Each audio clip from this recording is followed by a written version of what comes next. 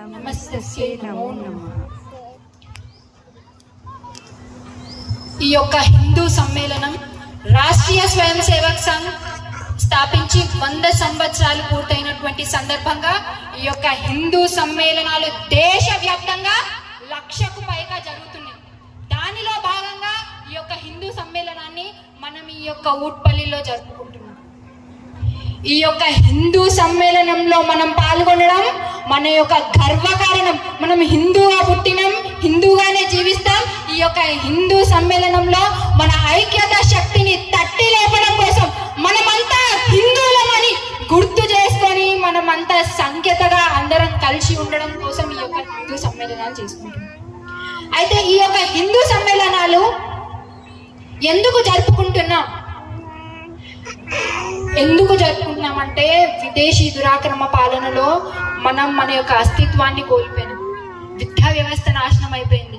యుగ యుగాలుగా ఎప్పుడైతే అధర్మం పెరుగుతుందో, మన ధర్మం నాశనం అవుతుందో, అప్పుడప్పుడు ఆ యుగానికి యుగ పురుషులు వస్తూ ఉంటారు. అయితే యుగ పురుషులు వస్తుంటారు, ధర్మాన్ని స్థాపిస్తుంటారు, మన దేశాన్ని రక్షిస్తుంటారు. ఈ యొక్క దేశం బాగుండాలి, ఈ యొక్క ధర్మం బాగుండాలి అంటే అది ఎక్కడి నుంచి మొదలవ్వాలి? దేశం బాగుండాలి, ధర్మం బాగుండాలి కానీ అది మన ఇంటి నుంచి మొదలవ్వద్దు. శివాజీ పుట్టాలి కానీ మన ఇంట్లో కాదు. ఝాన్సీ రాణి పుట్టాలి కానీ మన ఇంట్లో కాదు. మరి అప్పుడు సమాజం ఎట్లా బాగుపడుతుంది? ఎప్పుడైతే మనమందరం ఐక్యతగా ఉండి మన శక్తిని మనం గుర్తు చేసుకుంటామో అప్పుడే ఈ సమాజం బాగుపడుతుంది. అయితే మరి ఈ హిందూ సమ్మేళనాలు ఎందుకు జరుపుకుంటున్నాం అన్న యొక్క పరిస్థితి ఎందుకు వచ్చిందంటే, మనం ఎప్పుడైతే విదేశీయులు దురాక్రమణ పాలనలో మనం మర్చిపోయినాం, మన యొక్క అస్తిత్వాన్ని మర్చిపోయి మనం గమ్యం లేకుండా తిరుగుతున్నాం. ఒక విద్యా వ్యవస్థ, మెకలి రాసినటువంటి విద్యా వ్యవస్థ మనం ఈరోజు, వేరే విదేశీయులు రాసినటువంటి విద్యా వ్యవస్థ మనం ఇప్పుడు నేర్చుకుంటున్నాం.